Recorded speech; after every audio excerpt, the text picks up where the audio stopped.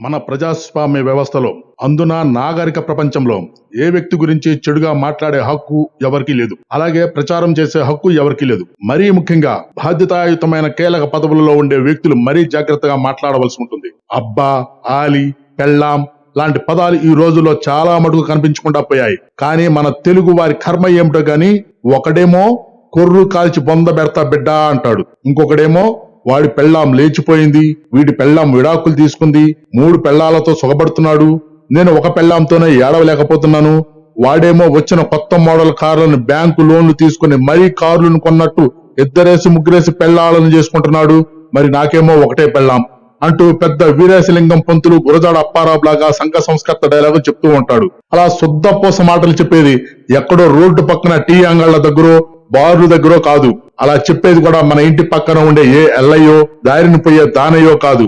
5 కోట్ల మంది ప్రజల యోగక్షేమాలు చూడవలసిన మొకటం లేని మహారాజు స్థానంలో ఉండి తన మాట, ప్రవర్తన, చూపు, ఆలోచన సకల జనులకు ఒక రోల్ మోడల్ గా ఉండాల్సిన వ్యక్తి మాట్లాడుతున్న మాటలవి. అది కూడా ఇంట్లో సతీ సమేతంగా ఉల్లాసంగా గడుపుతున్న సమయంలో కూడా కాదు, అశేష ప్రజా సమూహంలో.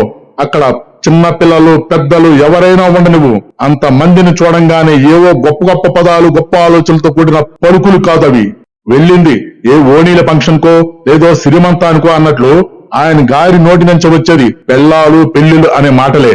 అయినా ఆ పెళ్ళాలు అనే పదం అనాగరిక పద ప్రయోగమని, ఒకప్పుడు కోడళ్లను సాధించే అత్తలు మాత్రమే ఉపయోగించారని, ఆ కోడళ్ల ఉసురు తగిలి ఈ రోజున అత్తలు కనుమరుగయ్యారని ఈ సంఘ సంస్కృతికి తెలియదు కాబోలు. ఒక పెద్ద సమూహానికి ఆరాధ్యంగా ఉన్న వ్యక్తి గురించి పదే పదే అతని వ్యక్తిగత విషయాల గురించి కించపరుస్తూ నీవు మాట్లాడిన ప్రతిసారి కొన్ని వేల ఓట్లు పోగొట్టుకుంటున్నావని, నీవు ప్రజాదరణ కోల్పోతున్నావని గ్రహించలేకపోవడం చాలా బాధాకరం. అందున సదరు భార్యా బాధిత వ్యక్తి తన వ్యక్తిగత జీవితాన్ని దాచిపెట్టి బ్రతుకుతున్నది కూడా కాదు. అతని జీవితం తెరిచిన తెల్ల పుస్తకమని అందరికీ తెలుసు. నీవు పెళ్ళాలు, కార్లు మార్చడం అని మాట్లాడుతున్న ప్రతిసారి రాష్ట్రంలో విడాకులు తీసుకున్న కొన్ని లక్షల మంది వ్యక్తులు అది తమను ఉద్దేశించే మాట్లాడుతున్నట్లుగా భావించి పళ్ళు పటపటా కొరుక్కుంటున్నారు.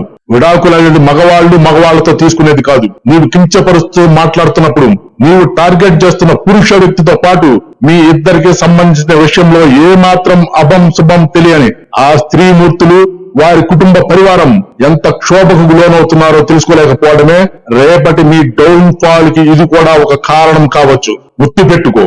దయచేసి ఛానల్ ని కొద్దిగా సబ్స్క్రైబ్ చేయండి అబ్బా, ప్లీజ్.